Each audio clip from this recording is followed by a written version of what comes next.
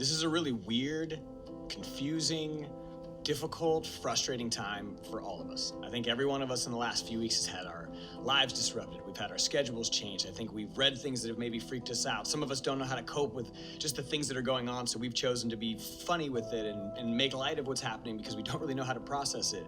I think if you're watching this video right now, you probably feel a lot like all of us. You feel confused, you don't know what to do, and maybe there's this weird sense of uncertainty that you have. And I know that we're all feeling that way. But before we panic, before we freak out, before everybody loses their mind and buys all the toilet paper, I just want to take a second and maybe just pause. Let's just pause for a second and think about what this moment that we're all going to experience, whether we want to or not, is going to give us. It's going to give us something. Yes, it's going to take something. Yes, we're all going to experience loss. Yes, this is going to be difficult. I don't want to downplay any of that for a moment. But what I want to talk about for a second is there might be something that we can learn and something that we can gain from all of this. If you're new to this show, if you've never seen me sit on this crate and talk, what this show was designed to do was it was designed to talk to kids in the classroom, where we talk about topics like success, we talk about topics like finishing well, about loving on each other, about courage and following your passions and being a good human. And the reason that we created this show was to have conversations in the classroom. And for a lot of you, that classroom is about to change. And we're all going to experience this weird shift and this weird transition, but I don't think that we need to walk into this thing terrified. I don't think we need to walk into this thing scared. I don't think we need to walk into this thing looking at what we're going to lose. But I just want us to take a moment and think for a second. In the midst of what we're losing, I think there's an opportunity for us to try and gain something different, to try and gain something new. I mean, all you parents out there, think about it. Think about how many nights you've scrambled your kid from one practice to the next. You've left something 10 minutes early to get to something 10 minutes late because your kids are flying from activity to activity, and all of a sudden, in a moment, now they're just going to be at home. Maybe this is your chance to really have some of these conversations with your kids that you've always wanted to have. For you young people who are watching this, for you students, maybe this is a chance for you to get to know your siblings better, a chance for you to get to know your parents better. This is an opportunity for you to get to know yourself better. I really think that all of us have a chance to gain something from this, but I want us to be mindful. I want us to be mindful of all of the young people out there who are going to experience things in ways that we can't fathom. There are around 4.5 million homeless young people in the United States of America. There are almost 30 million students who get food from school daily. That's where they eat during the week. And that's something that we all have to figure out how we're going to solve. That's a problem that all of us need to find a solution to. I want you to take a moment and think about some of your classmates. Some of your classmates who maybe don't fit. Some of your classmates who maybe sit by themselves.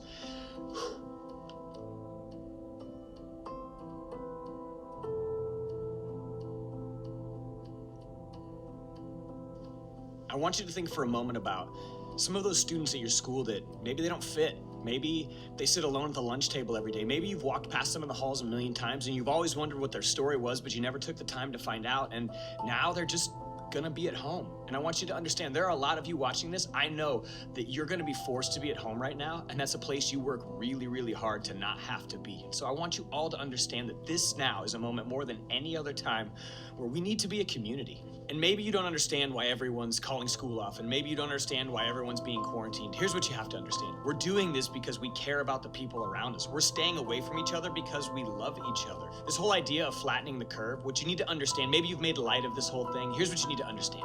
You need to understand that if we all got sick at the same time, the healthcare system couldn't handle it. But if we all got sick over time, we might have a shot at handling this. So one of the best things you can do for your community is self-quarantine. One of the best things you can do for your community is stay at home. Listen, it would be easy for all of us just to sit back and start binge watching all of our favorite shows. It would be easy for you to sit there and just scroll on TikTok mindlessly. It would be easy for you to read every single news report that comes out about what is happening and what you're going to do about it and how crazy things are going to get. That's easy. Anybody can do that in this time. But what takes grit, what takes heart, what takes compassion, what takes leadership, what takes empathy is choosing to use this time to find a way to impact the people around you. Come up with something that you can do to come out of this with something tangible and practical to say, I did a good thing with my time. I did something I'm proud of. Nobody wants to look back at this time and wish that they would have done something to make their community better. Nobody wants to look back at this time and regret being lazy and bitter and angry at something that we couldn't control. Every one of us has a chance as an individual to use this as a time to grow as an individual. We all have a chance to use this to try to love and make our communities a little bit better. We as a nation have an opportunity to come together, put our differences aside for a moment, and just love on each other. And to all you adults out there watching this, think about what you say. Think about what you talk about in front of your kids. Think about the things that you do on your timelines as well, because everyone's paying attention to everyone now. We're all going to be looking at the same things, paying attention to the same stories, doing the same kind of stuff.